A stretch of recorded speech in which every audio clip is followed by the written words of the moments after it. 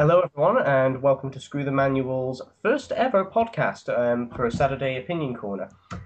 With me, we've got, well, everyone from Screw the Manual. We've got Maester Vivi, NPR, and the girl. Now, and today we're going to be discussing games. Really? Yes. No. I thought we were like a cooking blog or mechanics or something. Because No. cooking and mechanics are easily confused. It's a bit like Play It Edge, isn't it? They're easily confused. Simple. Oh, shut up. Sorry, listeners, Anyway. just don't get over silly things. Christ, I despise this group sometimes. Anyway, gaming currently has this perception of being one of the most harmful, addictive, and antisocial mediums at the moment. Well, why is this? And is it necessarily true? Well, let's press the issue, shall we? Right. Let's do what with the issue? Press the issue. I thought you said That's the issue. Okay, let's do that to the issue. Sorry, I'm playing too much Vice City. Anyway, Steph, we'll start off with you. Related to it. Okay. Now, do you think the games make you antisocial? Are they too addictive, and do they cause you to stay outside from your friends, or, well, don't go out and just stay indoors and eat Cheeto dust all day? How do you feel about that? As I put aside my bag of Cheetos to address this issue, I don't think gaming is an antisocial medium anymore. To start my point, I think since the advent of Xbox Live or PS3 Online, things like PS3 Home, I don't think you can really justify gaming as being antisocial. More and more games have multiplayer online modes, such as Call of Duty or Fear 3. What an embarrassment that was. And I don't think that a gamer can really be stereotyped as a young boy sat in his room alone, eating crisps and weeping. As for being addictive, that's an entirely different issue to antisocial. I think games can be addictive because they're like a film that you can affect the outcome of, and people like the control. That's my point made. A very Passing good point, it Steph. on. Anyway, Mikey, do you feel the games are antisocial? I think they can be antisocial, but not really, not inherently antisocial. You've got multiplayer to start with. Look at the most popular console, the Wii, is anything but antisocial. It encourages you to flap around like a twat in your front living room with your friends, your family, your neighbours, strangers off the street. I don't care who. It encourages you to flap around, make an idiot of yourself, play with other people. You can't, Wii bowling is fun, but on your own it's a bit sad, and not many people are gonna be doing it. Yeah, they can be antisocial. It depends. It's a hard one to talk about. Call of Duty, you could playing it with mates or even on people online, talking to them. Not really antisocial, but you've got the gamers who sit at home, no headset, just Call of Duty, headshot. Oh, look at me, I killed him. On their own, just playing hours on end, and it's not healthy. All things in moderation. NPR, you decide somehow just describe my life in a few minutes. Moving on. Chris, do you feel the games are antisocial, and do you agree with Mikey and Steph's points? Well, it's a case of, it depends on the game, because if you take some games, you can just toss them out and they will force you to go outside because they're so bad. Some will become too addictive, they will make you antisocial, and you'll start to prefer the online fantasy world to escape reality itself. So it might not be a question of addiction, but more of escapism. Fair point. I'll just like to add to that, been there, done that. Got the t-shirt. Coming out the other side, it's definitely greener when you're out with friends rather than sitting at home on your computer. Well, this panel certainly is interesting. The problem that games seem to have is that a lot of people perceive them as being violent, or in some respects more violent than other mediums such as film.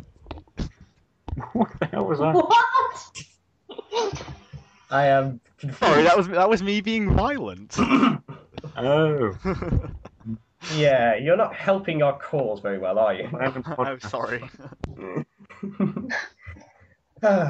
Sorry, we keep him in a bread cage as long as we can. Bread cage? What's a bread cage? It's a cage made out of bread. It's like a chocolate pizza. Ooh. So, okay. Recently, a game has been found known as School Shooter, which is a mod for, I believe, Half-Life 2. And even though it is just a fan mod, and it has been removed since from the site, but, that's an interesting point, by the way. ModDB typically has a freedom attitude when it comes to mods. Like, anyone can create anything, no matter what the content.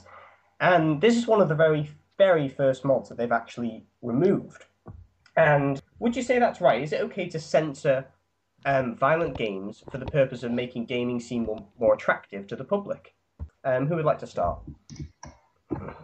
Yes, I will, if I'm allowed. Am I allowed to start? Of course, go ahead. I don't think games should be censored to make them more attractive to the public. I think that's the wrong way of thinking entirely. I think that's just a stupid way of going about it. If a game is to be censored, it is surely to keep harmful topics from people. But a game, lots of people think lots of different things are offensive, and I don't think it's always right to listen to everyone, lest we end up with the most boring games in the universe where we sit and look at a beige screen for 5 minutes before credits roll. But I think censoring a game such as School Shooter is a good move to make, because it could be seen as offensive to people. Well, no, I don't actually know where you can draw the line. It's a difficult one. But yeah. It is a tough question. I would like to add to that. Why censor video games like that? You could have a book about a guy who goes and gets pleasure out of massacring a school. You could have a TV show might be a bit. But you probably could have a TV show about it. Why censor the video games just because you've got this idea of you're doing it? You're not doing it. You're taking. It's like you don't censor what an actor can do because they're doing it. They're playing a role. You're playing a role. You're playing a character. Well, quite often TV shows or books are often documentary accounts, whereas a video game placing you in their shoes could be seen as glamorizing it. Plenty of books written from disgusting books that aren't documented accounts. They're just, they would never be turned into a video game just because they're that bad, And that brings me very neatly onto the next topic. Why do you think the games have become, they seem more or less accepted than other mediums? Do you think it's just a natural process and eventually they will get accepted, or do you think it's something particular about games that's making them sort of more difficult for people to accept? So you get the kind of this culture that's associated with gamers. The stigma that's always been attached to them. The starting from looking back all those years ago of just geeky thing to do, geek culture.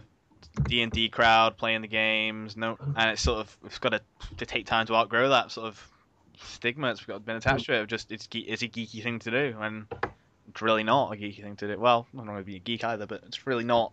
It's really not. There's really nothing wrong with liking games. They are growing though, because look at the Wii sales, all the casual 90-odd million sales worldwide. Casual gamers just not playing shooters, just. They're casual Wii games.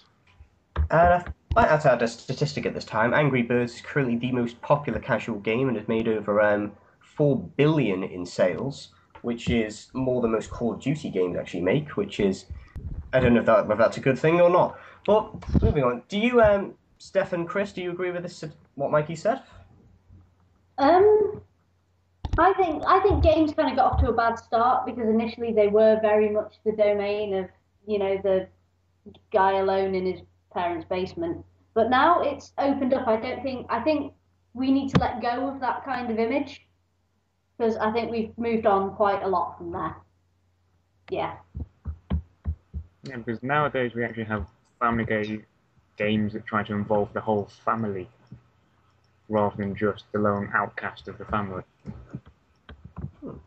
Personally, I do think it's good that we do have games for the lone person who just wants to play on his own, hence single-player games such as Deus Ex, and you have your multiplayer stuff like World of Warcraft. Yeah. Well, let's finish this on a final note. what do you think we need to do to just be accepted? Do you think we just need to let it be, let the ball roll, and just let gaming go as it wants to be? Or do you think we need to take action and maybe censor violent games? I don't care about being accepted as long as I get my games. I don't, I don't care what people think of me. I play games to have fun, play with my friends because I enjoy them. People have got a problem with that. That's their problem. I don't mind. I don't give one with people. You're a nerd. No, whatever, dude. It's fine. You think that. Well, I agree with that. How about you, Sue? Well, compared to stuff like, books and probably indeed film, video games are still a fairly new market. I think over heavy censoring at this point will kill it as a medium. I think it'll forever kind of be, it won't become a medium in its, like properly in its own right. It'll forever be just kind of a casual. So I don't think censorship's needed at all. Chris? Well, this sort of game is still quite young if you think about it. And, if you look at some countries like Australia, they heavily censor all their games before they come in. So it's partly down to countries and partly down to companies pushing it far. Well, I think that's all we've got about time for. Well, in this topic we discussed the public and how they relate to video games. I'm Andrew Howland from Screw the Manual, and we were joined by Mikey, Steph, and Chris, NPR. Hello. The girl. And PunkRockaMama. The female. Oh. That's a you all for very listening. sexy sniper picture you've got there. It'd be a shame if I were to happen to it. Okay, I'm going to end this before we have more sexual Be a drama. shame if nudity was happened Bye to bye. it. Sexual what? Nothing. Who? Goodbye. Bye. Bye.